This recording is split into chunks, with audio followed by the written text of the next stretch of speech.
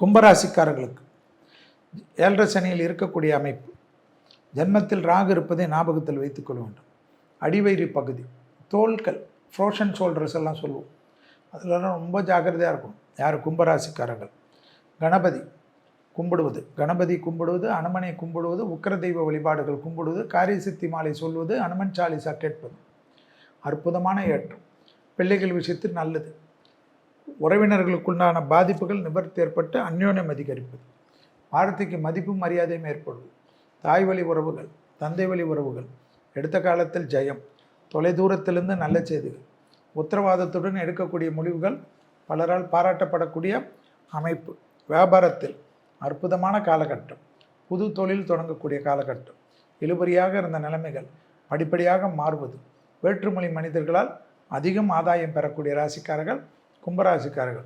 ராகு இருக்கிறனால நரசிம்மர் கவசத்தை கேளுங்க, இல்லைனா டிப்ரெஷன் ஏதாவது ஒன்று வரும்.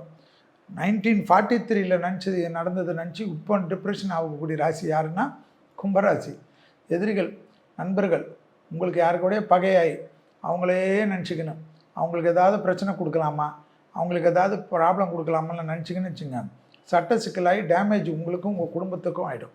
ரொம்ப கேர்ஃபுல்லாக கும்பராசிக்காரங்கள் இருப்பது மிக மிக முக்கியம்.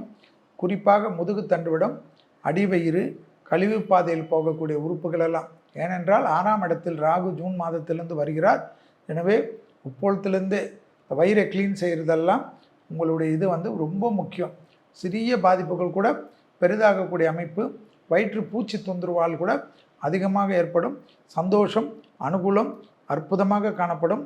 ஆயில் புல்லிங் என்று சொல்வார்கள். 10 ml நல்லெண்ணெயை வாயில் போட்டு 20 நிமிஷம் காகல் பண்ணிவிட்டு துப்பிட்டு ப்ரஷ் பண்ணுறது, அதை செய்வது சனி பிரீத்தியாக இருக்கும், அதிர்ஷ்டமாக இருக்கும்.